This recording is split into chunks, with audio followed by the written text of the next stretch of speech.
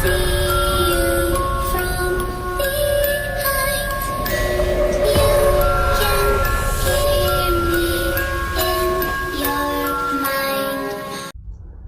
Flat आणि गोष्टी घेतल्यानंतर आपल्याला समजतात की आपण चक्क मृत्यूला आणि भूताला आमंत्रण दिलेलं आहे. रूम नंबर 21 एक भय कथा. पण आपण आपल्या चॅनलला सबस्क्राईब केलं नसेल तर सबस्क्राईब करायला विसरू नका. बेल नोटिफिकेशन नक्की दाबा. इकडे मिनलची गाडी ही सी विंग जवळ आली. सी विंग जवळ येताच तिचे स्वागत हे हर्षने केले. हर्ष म्हणजे एक ब्रोकर एजंट. फ्लॅट घ्यायचे आणि तेच दुसऱ्या ग्राहकांना विकायचे.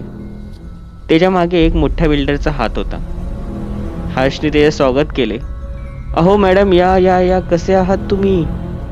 आणि मिनलही खुश झाली. हो Harsh Shah, thank you so much. तुमच्यामुळेच आम्हाला एवढा चांगला फ्लॅट भेटला. मिनल त्याच्यावर वरती जातच होती आणि वॉचमॅन आला. अहो मॅडम, वेलकम. थोडं सांभाळून राहा. एवढा तो वॉचमॅन बोललाच होता आणि हर्षने डोळे मोठे केले. मिनलला ते फ्लॅट पाहून थोडी खुश झाली, पण ती बिल्डिंग पाहून थोडीशी दुःखी वाटत होती. कारण की त्या बिल्डिंगमध्ये ती राहणारी पहिलीच व्यक्ती ठरणार होती असं तिला सांगितलेलं होते. फ्लॅट पाहिला तेवढ्यातच तिथे बिल्डर आला, म्हणजेच मेहता बिल्डर. दोघांनीही मिनलचे स्वागत केले आणि सांगितले की या मॅम, तुम्ही फ्लॅट बघून या, आम्ही आहोत इथेच. मिनलला थोडा डाऊट आलाच होता. तसं मिनल बोललीस, अहो हर्ष, तुम्ही तरी चला आमच्या बरात. पण हर्षनी नकार दिला. तो बोलला की मी फ्लॅटचं बघतो ना, अजून किती स्वस्तामध्ये हे आपल्याला विकतायत. मिनल बोलली ठीक आहे. तशी मिनल हळूहळू आतमध्ये गेली.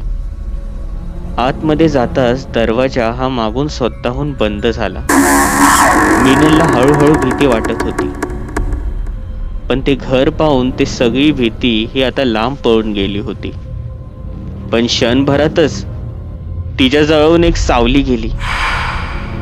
तिला भीती वाटली, पण हळूहळू ती पुढे जात होती. पण आता त्या अंधाऱ्या खोलीत रडण्याचा आवाज येऊ लागला. कोण कोण आहे तिकडे? मिनल बोलू लागली. मिनल ही चालतच होती आणि मिनलच्या समोर एक बाई आली. ती साधारण 27-28 वर्षाचीच मुलगी होती. ती पूर्णपणे पांढरे पडली होती. आता हळूहळू बघता बघता ती निळी झाली. ती मिनलचा गळा दाबायला प्रयत्न करू लागली. मिनलचा गळा दाबणार, मिनल ही पळू लागली. पण त्या क्षणी ती खिडकीजवळ आली. ती बाई ही मिनलच्या जवळ येणारच. तेवढ्यात काही क्षणातच मिनल जोरात किंचाळली. ती बाई मिनलच्या जवळ आली. मिनलचा हात लागताच ती खिडकीच्या बाजूने खिडकीच्या खाली फेकली गेली. 15व्या फ्लोअरवरनं ती खाली पडली गेली.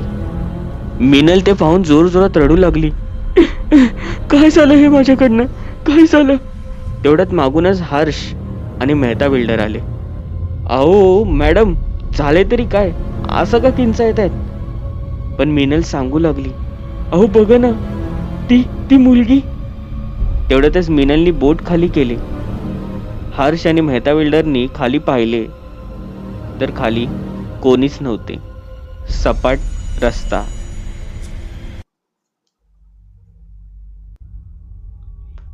इकडे 4 नवीन खोलीकरी हे राहायला आले होते. सगळे बी विंगचेच.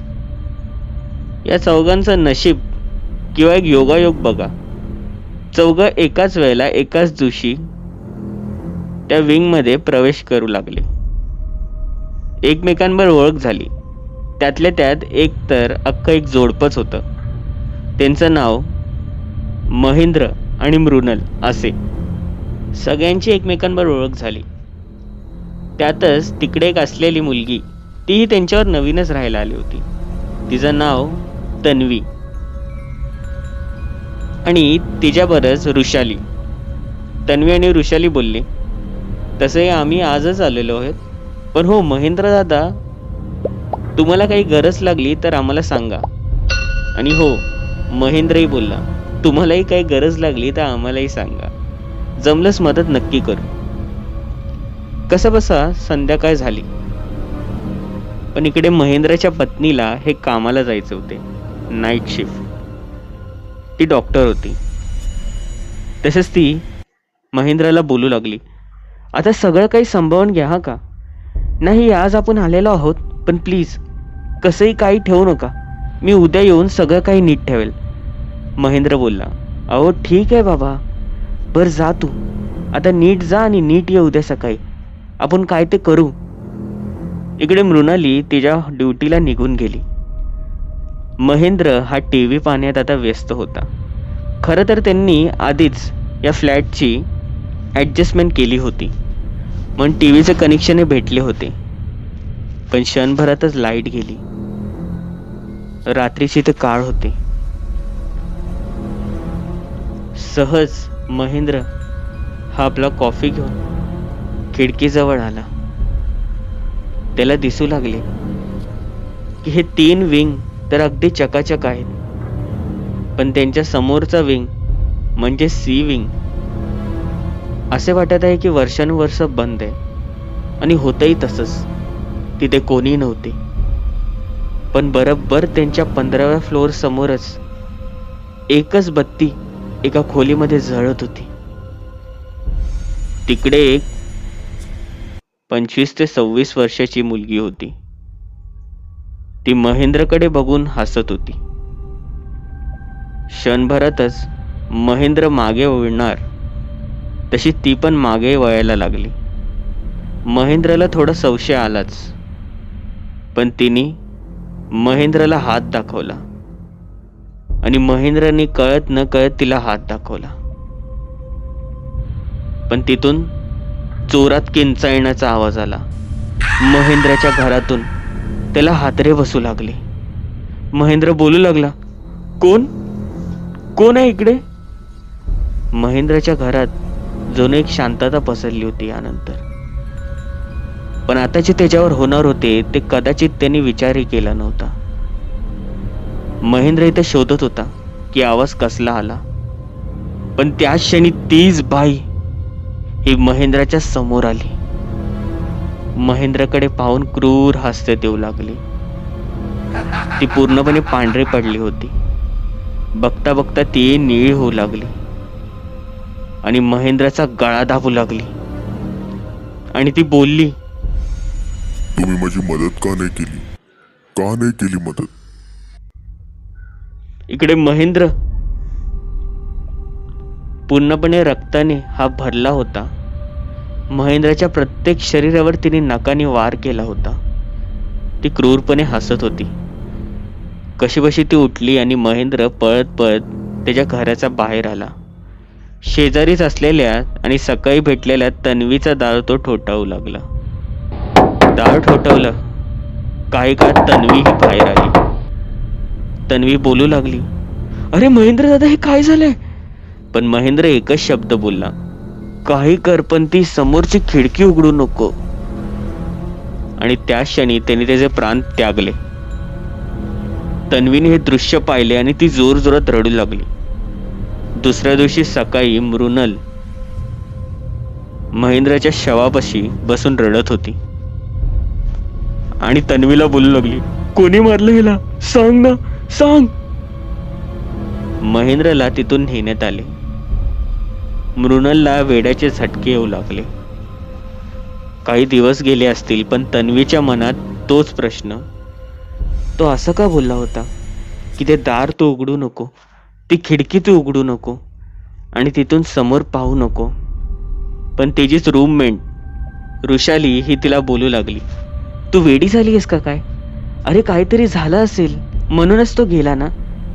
भूत वगैरे असलं काही नसतं, शांत बस जरा. त्या दिवशी ती घरी होती. रात्र झाली आणि तिला झोप येत नव्हती. म्हणून ऋषाली तिने एक झोपेची गोळी घेतली आणि ती झोपी गेली. मुळात ती झोपेची गोळी अशी घेतली होती की तन्वीने ठरवले होते की आज काही ते सोक्षमोक्ष लावूनच टाकू. खिडकी उघडून मी रात्रीची बघणार की 15व्या फ्लोअरवर कोण आहे. म्हणूनच तिनेच वृषालीच्या पाण्यात कळत न कळत झोपेची गोळी टाकली होती. वृषाली झोपी गेली आणि तन्वी ठरल्याप्रमाणे 11:30-12ला उठलीच आणि हळूहळू करून ते करणार होती ज्याला महेंद्राने सक्त मनाई केली होती. तिने हळूहळू करून ती खिडकी उघडलीच आपल्या घरातून आणि पाहू लागली की त्या फ्लोअरवर फक्त तीच एक उजेड हा पेटत आहे. पूर्ण बिल्डिंग मधनं फक्त तीच एक खिडकी दिसत आहे. पण एक गोंडस मुलगी 26 वर्षाची ही तिला पाहत आहे. तन्वी तिला पाहत राहिली. जसं तन्वी करेल तशीच ती करत होती. डोळे बंद तर डोळे बंद आणि शेवटी तिने एक हात तन्वीला दाखवला. कळत न कळत तन्वीने तिला हात दाखवला आणि ती समोरून अदृश्य झाली. तन्वीला समजले की तिने काय चूक केली होती. तन्वी मागे वळली आणि तिने पाहिले की तीच मुलगी तिच्या समोर उभी आहे. केस हवेत तरंगत, दात बाहेर आलेले, लाळ गळत होती आणि ती रक्ताने भरली होती. ती तन्वीला बोलू लागली, मला का नाही वाचवलं? पण तन्वी बोलली, मी कशी तुझी मदत करू? मला काय माहित. या गोष्टीचा तिला फार राग आला. तिने तन्वीला आपल्या नखाने सपासप कापले. तन्वी चाकीच तडपडत होती. ऋषाली, ऋषाली. ती जोरात ऋषालीला आवाज देत होती, पण तिचीच चूक ही तुला नडली होती. दुसऱ्या दिवशी ऋषालीला जाग आली आणि तिने पाहिले की तिच्या बेडच्या खाली पूर्णपणे रक्त भरलेले होते. ते पाहून तिला चक्कर येणारच, पण कसेबसे ती पुढे चालू लागली आणि तिने पाहिले की तन्वी ही पूर्णपणे आता पांढरी पडली होती. मुळात रक्त तिच्या शरीरात नव्हतंच. ती जोरात किंचाळली आणि पूर्ण बिल्डिंग मधल्या लोकांना जमा केले.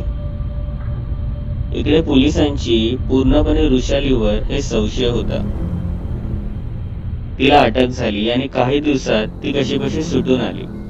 अर्थात तिला परत बोलवणार होते याची तिला खात्री होतीच. पण येताच तिने वॉचमॅनला प्रश्न केला, खरं सांग काय आहे तिकडे आणि नजर का चोरतोस आमच्याशी? आणि वॉचमॅन हा दुर्लक्ष करू लागला. ती रात्र तिने त्याच इमारतीमध्ये घालवण्याचा निर्णय घेतला, त्याच घरात. पण तिला माहित होते की तिच्या मैत्रीण काय सांगत होते. काही करून तिला ती खिडकी उघडायची नव्हती, पण हाच एक पर्याय तिच्या समोर होता. पण तिला आठवले की ती सांगत होती की समोरच्याच इमारतीमध्ये काहीतरी आहे आणि ती तशीच जाऊ लागली. तिला माहित होते की हा काही वेगळाच प्रकार आहे. ती त्या सी विंग मध्ये गेली आणि 15व्या फ्लोअरवर गेली आणि ते दार तिने उघडले. ते दार उघडताच तिने पाहिले की पूर्णपणे त्या खोलीमध्ये शांतता होती. ती आत जाऊ लागली आणि एक मुलगी तिच्या समोर आली आणि तिने प्रश्न केला की काय पाहिजे तुम्हाला? ती सांगू लागली, काय नाही, तुम्हीच राहता का इथे? आणि त्या मुलीने एका वेगळ्याच आणि क्रूर आवाजात होकार दिला आणि ती हसू लागली आणि त्याच आवाजात ती तिचा गळा दाबू लागली. कसा बसा वृषालीने तिने ढकलले आणि दरवाजाजवळ आली. ती दरवाजाला ठोकू लागली, पण दरवाजा ह्यावेळेला पूर्णपणे बंद होता. ती वृषालीवर वार करणार तेवढ्यातच तो दरवाजा उघडला गेला. तो दरवाजा उघडला होता मिनलनी. मिनलनी तिला बाहेर काढले आणि ओरडू लागली, अरे मूर्ख आहेस की काय? तुला काय मृत्यूच्या दारात यायचं होतं? का आली इथे? तसं वृषालीने प्रश्न केला, तू कोण? मिनलनी सगळं काही झालेलं सांगितलं की मीच हा फ्लॅट घेतलेला आणि कसा मी माझा जीव वाचवला. आणि तिकडे वॉचमॅन देखील आला. तो सांगू लागला, हो, या घरात एक हाडळ, शैतान किंवा आत्मा काही म्हणा, पण ते आहेच. खोली क्रमांक 21. आता या फ्लॅटमध्ये फक्त तीच एकटी असते आणि समोरच्या खोलीतून जे कोणी तिला बघेल तिला मारायचा प्रयत्न करते. असे खूप हत्या तिने केलेलेच आहेत, पण कोणी ह्याच्यावर बोलायला तयार होत नाही. तर मेहता बिल्डर त्याच्या दबावाखाली. बिल्डर? हो, तो आणि त्याचा साथीदार तो हर्ष, त्यांचेच हे सगळे फ्लॅट्स. ते हळूहळू विकतात आणि हळूहळू ते रिकामे होतात. पण असे का? वृषालीने प्रश्न केला आणि तो वॉचमॅन सांगू लागला. 4 वर्ष आधीची गोष्ट आहे. हे सगळे इमारती झालेच होत्या आणि या सी विंग मध्ये पहिला फ्लॅट ओनर राहायला आली होती. ती म्हणजेच अंकिता. अर्थात अंकिता ही श्रीमंत बाबाचीच मुलगी. तिने हा फ्लॅट घेतला आणि 1.5 महिना राहू लागली. तो फ्लॅट एजंट म्हणजे हर्ष तिच्या प्रेमात पडला. अंकिताने तिला खूप वेळ नाकारले, पण तो तिची साथ सोडत नव्हता. अखेर एक दिवस अंकिताची नजर चुकवत तो घरी आला. अंकिता फोनवर बोलत असताना हर्ष हे तिच्या मानेवर आणि नंतर पोटावर चाकूने सपासप वार केले. तिचे नख तोडले आणि काही क्षणात तिला त्या इमारतीतून खाली फेकले. ती मदतसाठी खूप जणांना बोलवत होती, पण कोणी मुद्दामून तिकडे गेले नाही. कारण की जर गेले असते तर त्याचा तो मित्र म्हणजेच मेहता बिल्डर त्यांनी लोकांचे काही बरे वाईट केले असते. आणि तेव्हापासूनच तिची आत्मा त्या घरात फिरते आणि येणाऱ्या जाणाऱ्या प्रत्येक व्यक्तीला ती त्रास देऊ लागली. त्या फ्लॅटमध्ये जे कोणी आले त्यांना मारले गेले. ही बातमी इथून बाहेर पडत नव्हती. तुम्ही आलात म्हणूनच तुम्हाला मी सांगितले. पण वृषाली बोलली, नाही, मी हिला न्याय देणार. कारण की जर हिला न्याय नाही दिला तर ही अशीच लोकांना मारत राहील. सगळे तिला समजू लागले, वेडी आहेस की काय, हे तू काय करतेस? तिने एक प्लॅन बनवला. 2 दिवसांनी ती त्याच ऑफिसमध्ये गेली. गुड मॉर्निंग, मेहता बिल्डर ना? तिथे मेहता बिल्डर उभाच होता आणि त्यांचा साथीदार तो हर्ष देखील. हर्ष बोलला, हो या मॅडम, तुमचे स्वागत आहेत. बोला, काय दाखवू? तसं वृषाली बोलली, ते गोरेगाव जवळची खोली आहे ना, ती सी विंग. आणि हो, मला ते फ्लॅट पाहिजे. अर्थात त्या समोरच माझा अजून एक फ्लॅट आहे, पण तो फ्लॅट मला खूप आवडलाय. तसेच हे बिल्डर आणि तो ब्रोकर एकमेकांकडे पाहू लागले. त्यांना आनंद झाला की हा फ्लॅट कोणीतरी घेण्यासाठी आलाय. ते बोलले, हो ठीक आहे, डन. तसेच वृषाली बोलली, ठीक आहे, पैशांची घेवाणघेवाण आपण संध्याकाळी करू. माझ्या घरी तुम्ही या, आपण सगळं काही करू. रात्र झाली. हे तिच्या तावडीत सापडले होते. इकडे ते तिच्या घरी आले होते. वृषालीने दाव बरोबर ओळखला. वृषाली बोलली, ठीक आहे, मी काही क्षणात येते. वृषाली आत जाताच तिकडे बाहेर असलेल्या त्या वॉचमॅननी लाईट बंद केले. वृषालीने आवाज दिला, बहुतेक लाईट गेली आहे. तुम्ही एक काम करा, ते खिडक्या उघडा, म्हणजे तुम्हाला गरम नाही होणार. इन्व्हर्टर असून सुद्धा लाईट नाही असा त्यांना संशय आलाच होता. पण असो, मेहता बिल्डर तिथे जाऊ लागला आणि ती खिडकी उघडलीच. खिडकी उघडताच त्यांना दिसू लागले की समोरच एक मुलगी उभी आहे. त्याला स्पष्ट दिसत नव्हते. त्याने त्या हर्षला बोलवले आणि हर्ष हे पाहून थक्क झाला. हर्षने पाहिले की त्याच्यासमोर तीच अंकिता उभी होती. ती त्याला पाहून क्रूरपणे हसत होती आणि ती चिडली होती. एक वेगळीच नजर आणि एक राग तिच्या मनात होता. ते दोघं पाठी पलटले, पण त्यांच्या समोर पुन्हा तीच उभी होती, अंकिता. मेहताला तर एका क्षणात संपवला. त्याला उचलला आणि खाली टाकला. 15व्या फ्लोअरवरनं तो खाली गेला. पुढे त्याचं काय झालंय वेगळं सांगायला नको. हर्ष तिला तसाच पाहत होता आणि ती बोलू लागली, तुझ्यामुळेच माझा जीव गेला होता, मला का मारलंस? हर्षने तिथून पळण्याचा प्रयत्न केला, पण पूर्णपणे रिकामा. तिने तिचा पाय पकडला आणि हळूहळू तिकडची हाडं मोडू लागली. हे सगळं काही तो वॉचमॅन आणि ऋषाली पाहत होते. ती त्याच्या छातीवर बसली आणि तिचे नख मोठे केले. अंकिता इथे पांढरी पडली होती. ते मोठ्या नखांनी तिने तिची छाती ही चिरू लागली. इकडे हर्ष जोरजोरात ओरडत होता, मला जाऊ द्या, मला सोडा. पण त्याच्या पापाची शिक्षा त्याला आता भेटत होती. आणि हळूहळू करून पूर्ण छाती ही अंकितांनी तिच्या नखाने चिरडून काढली. पूर्ण रक्त हे तिथे भरले होते. शेवटी अंकिता उठलीच. हर्ष त्याही अवस्थेत उठला. हर्षने पळण्याचा प्रयत्न केला, पण अंकिताचा राग एवढा होता की तिने तिची ती मुंडी पकडली आणि त्याला 15व्या फ्लोअरवरनं खाली फेकले. हर्ष हा 15व्या फ्लोअरवरनं खाली पडला गेला. तडपडून त्याचा मृत्यू झाला. इकडे अंकिताची नजर आता मागे गेली होती. ती ऋषाली आणि त्या वॉचमॅनकडे पाहू लागली. तिचा राग आता पूर्णपणे हळूहळू थंड झाला.